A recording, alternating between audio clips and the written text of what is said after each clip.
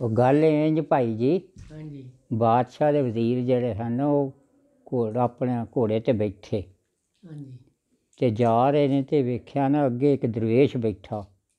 ਉੱਥੇ ਉਹ ਠਹਿਰ ਗਏ ਜਰਾ ਅਤੇ ਆਖਣ ਲੱਗੇ ਭਾਈ ਕੋਈ ਸ਼ਾਇਦ ਚਾਹੀਦੀ। ਉਹਨੇ ਜੋ ਉਹਦੇ ਆਇਆ ਨਾ ਦਿਲ ਵਿੱਚ, ਦਰਵੇਸ਼ ਨੇ ਆਖਿਆ ਠੀਕ ਹੈ ਜੀ।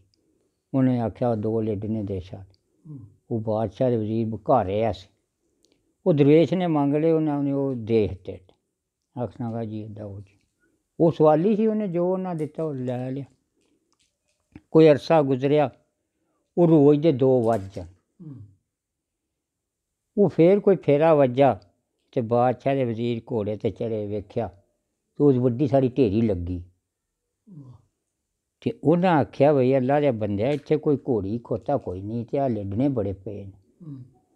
ਉਹ ਦਰਵੇਸ਼ ਨੇ ਆਖਿਆ ਜੀ ਕਿਸੇ ਵਕਤ ਕਿਸੇ ਬਾਦਸ਼ਾਹ ਕੋਲ ਗਿਆ ਸਾਂ ਅਤੇ ਉਹਨੇ ਜੋ ਦੇ ਤਾ ਅਸਾਂ ਲੈ ਲਿਆ ਸੀ ਮੰਗਣ ਵਾਲੇ।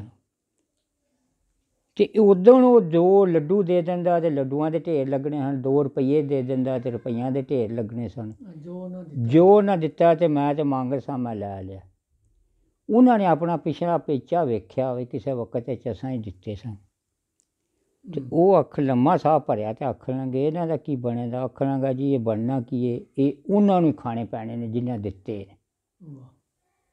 ਅਤੇ ਉਹ ਜੋ ਵੀ ਉੱਦਣ ਉਹ ਦੇ ਦਿੰਦਾ ਨਾ, ਜੋ ਉਹਨਾਂ ਨੇ ਉਹ ਜੋ ਉਹਨੇ ਦੇ ਦਿੱਤਾ ਨਾ ਹਾਂ ਲੈ ਲਿਆ। ਅਤੇ ਆਖਣ ਲੱਗੇ ਇਹਨਾਂ ਦਾ ਕੋਈ ਘਟਣ ਦਾ ਕੋਈ ਸਬੱਬ ਬਣਾ। ਉਹ ਆਖਣ ਲੱਗਾ ਵੀ ਇੱਕ ਸੂਰਤ ਹੈ, ਸ਼ਰਾਬ ਦੀ ਚਾਟੀ ਸਿਰ 'ਤੇ ਰੱਖ ਲੈ ਅਤੇ ਬਾਜ਼ਾਰ ਦੇ ਵਿੱਚ ਵੜ ਜਾ ਅਤੇ ਕਹੋ ਭਾਈ ਸ਼ਰਾਬ ਪੀਓ ਸ਼ਰਾਬ ਪੀਓ, ਅਤੇ ਲੋਕ ਤੇਰਾ ਗਿਲਾ ਕਰਨ। ਉਹੀ ਆਪਣੇ ਆਪ ਸ਼ਰਾਬ ਦਿੰਦਾ ਫਿਰਦਾ।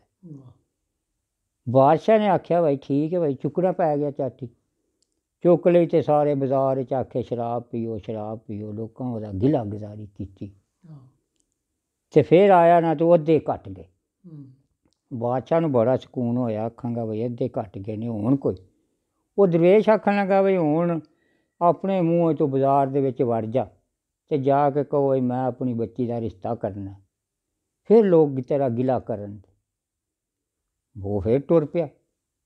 ਉਹਨੇ ਬਾਜ਼ਾਰ ਦੇ ਵਿੱਚ ਜਾ ਕੇ ਇਸ ਤਰ੍ਹਾਂ ਹੁੱਕਾ ਦਿੰਦਾ ਰਿਹਾ ਮੈਂ ਰਿਸ਼ਤਾ ਕਰਨਾ ਰਿਸ਼ਤਾ ਕਰਨਾ। ਲੋਕਾਂ ਇਤਰਾਜ਼ ਕੀਤਾ, ਗਿਲਾ ਕੀਤਾ। ਉਹ ਫਿਰ ਵਾਪਸ ਆਇਆ ਅਤੇ 2 ਰਹਿ ਗਏ, ਉਹ ਜਿਹੜੇ ਦਿੱਤੇ ਸਨ। ਉਹ ਆਖਣ ਲੱਗਾ ਬਈ ਇਹਨਾਂ ਦਾ ਵੀ ਕੋਈ ਕਰ। ਉਹਨੇ ਕਿਹਾ ਭਾਈ ਇਹ ਤੈਨੂੰ ਖਾਣੇ ਹੀ ਪੈਣੇ ਨੇ ਅੱਗੇ ਜਾ ਕੇ।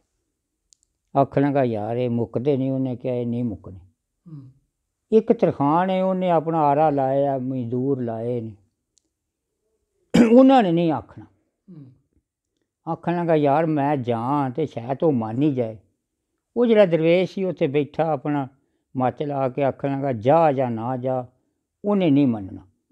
ਆਖਾਂਗਾ ਯਾਰ ਮੈਨੂੰ ਦਿਲ ਦੀ ਹੱਸਾ ਅਤੇ ਮੈਂ ਜਾਂ ਤਾਂ ਸਹੀ। ਉਹਨੇ ਕਿਹਾ ਆਪਣੀ ਮਰਜ਼ੀ ਨਾਲ ਟੁਰ ਜਾ। ਉਹ ਗਿਆ ਅਤੇ ਜਾ ਕੇ ਆਖਣ ਲੱਗਾ ਬਾਈ ਤੇਰਾ ਕੀ ਵਿਗੜਦਾ, ਤੂੰ ਆਖ ਦੇ ਮੇਰੀ 100 ਦੀ। ਉਹ ਆਖਣ ਲੱਗਾ ਬਈ ਤੂੰ ਚਾਹੁੰਦਾ ਨਾ ਵਿਗੜਦਾ ਕੁਝ ਨਹੀਂ ਅਤੇ ਮੇਰਾ ਰਹਿੰਦਾ ਹੀ ਕੱਖ ਨਹੀਂ। ਉਹ ਆਖਾਂਗਾ ਕਿਵੇਂ। ਆਖਣ ਲੱਗਾ ਜੇ ਮੈਂ ਆਖਾਂ ਨਾ ਅਤੇ ਜਿਵੇਂ ਲੱਕੜੀ ਚੁੱਲ੍ਹ ਦੇ ਵਿੱਚ ਰੱਖੀ ਹੈ ਨਾ ਅਤੇ ਉਹ ਸੜ ਕੇ ਉਹਦੇ ਕੋਲੇ ਹੋ ਜਾਂਦੇ।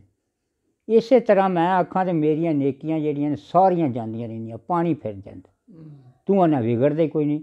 ਉਸ ਬੰਦੇ ਨੂੰ ਖਬਰ ਸੀ ਜਿਹੜਾ ਆਂਦਾ ਨਹੀਂ ਸੀ ਗਿਲਾ ਕਰਨਾ, ਅਤੇ ਉਹ ਜਿਹੜੇ ਆਖ ਛੱਡਦੇ ਹਨ ਉਹਨਾਂ ਨੂੰ ਖਬਰ ਹੀ ਕੋਈ ਨਹੀਂ ਸੀ।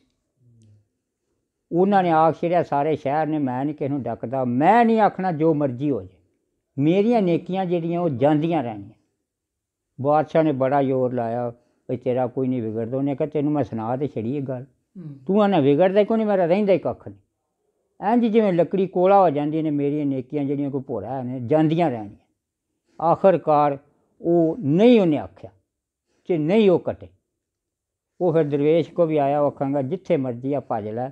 ਉਹਨੂੰ ਇਹ ਸਮਝ, ਜਿਨ੍ਹਾਂ ਨੂੰ ਨਹੀਂ ਸਮਝ ਉਹਨਾਂ ਨੇ ਗੱਲ ਕਰ ਛੜੀ। ਗਿਲਾ ਕਰਨਾ ਏਡੀ ਬੁਰੀ ਚੀਜ਼ ਹੈ। ਕੋਈ ਮੰਨੇ ਜਾਂ ਨਾ ਮੰਨੇ, ਉਹਨੂੰ ਪੂਰੀ ਸਮਝ ਸੀ। ਉਹਨੇ ਕਿਹਾ ਜੋ ਮਰਜ਼ੀ ਤੂੰ ਬਾਦਸ਼ਾਹ ਮੈਨੂੰ ਭਾਵੇਂ ਜੋ ਮਾਲ ਵੀ ਕੋਲੋਂ ਦੇ, ਮੈਂ ਨਹੀਂ ਇਹ ਗੱਲ ਆਖ। ਉਹਨੂੰ ਖਬਰ ਸੀ ਅਤੇ ਮੈਂ ਗਿਲਾ ਨਹੀਂ ਕਰਨਾ। ਉਹਨਾਂ ਨੂੰ ਖਬਰ ਕੋਈ ਨਹੀਂ ਜਿਨ੍ਹਾਂ ਨੇ ਆਖ ਛੜਿਆ ਵੇ ਉਹ ਸ਼ਰਾਬ ਵੇਚਦਾ ਆਪਣੀ ਬੱਚੀ ਦਾ ਰਿਸ਼ਤਾ ਦਿੱਤਾ। ਉਹਨਾਂ ਨੂੰ ਖਬਰ ਹੀ ਨਹੀਂ ਹੈ, ਮੈਨੂੰ ਖਬਰ ਹੈ। ਅਤੇ ਦਰਵੇਸ਼ ਨੇ ਸਹੀ ਆਖਿਆ ਸੀ ਵੀ ਉਹ ਤਰਖਾਣ ਹੈ ਅਤੇ ਉਹਦੇ ਕੋਲ ਤੂੰ ਲਗਾ ਜਾ ਜਾਂ ਨਾ ਜਾ। ਉਹਨੇ ਨਹੀਂ ਮੰਨਣਾ। ਤੇ ਉਂਝ ਉਹ ਬਾਦਸ਼ਾਹ ਹੀ ਆਖਣਾਗਾ ਯਾਰ ਮੈਂ ਜਾਣਾ, ਤੇ ਉਹਨੇ 2 ਵਾਰੀ ਆਖਿਆ ਯਾਰ ਤੇਰਾ ਕੀ ਵਿਗੜਦਾ? ਉਹਨੇ ਕਿਹਾ ਮੇਰਾ ਰਹਿੰਦਾ ਹੀ ਕੱਖ ਨਹੀਂ, ਜਿਹੜਾ ਕੋਈ ਲੂਣ ਝਾਟਾ ਹੈ ਮਾੜਾ ਮੋਟਾ ਹੈ ਨਾ ਲੂਣ, ਉਹ ਮੇਰਾ ਜਾਂਦਾ ਰਹਿਣਾ। ਏਡੀ ਬੁਰੀ ਬਾਤ ਹੈ ਕਿਸੇ ਦੀ ਬਗੈਰ ਐਵੇਂ ਗੱਲ ਕਰ ਸੇ।